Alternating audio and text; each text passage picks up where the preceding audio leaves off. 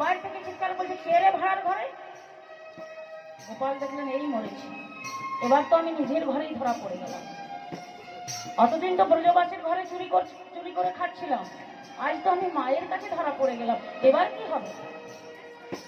দেখুন, কৃষ্ণ কথা এত শর্টে বলার নয়, কিন্তু কি করব, সময়ের অভাবে আমাকে শর্টকাট করতে হচ্ছে, কাটছিট করতে হচ্ছে।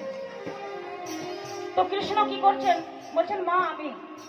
বললেন কি রে, তোর এমন অভ্যাস যে তুই আজকে নিজের ঘরে চুরি করতে ঢুকে গেলি? তাহলে লোকে মিথ্যা কথা বলে না বল? তারা গোপীরা যে বলে যে গোপাল চুরি করে, তাহলে মিথ্যে কথা বলে না, সত্যি কথাই বলে, তুই সত্যি চুরি করতে ঢুকেছিলিস, তুই নিজের ঘরে আজ ধরা পড়ে গেছিস। তো গোপাল বলছেন মা আগে আমার কথাটা শোনো, তুমি শুধু শুধু আমাকে চোর বলছো, আমি চুরি করতে আসিনি। বলে তাহলে তুই কি করতে এসেছিস? দেখুন, হাতে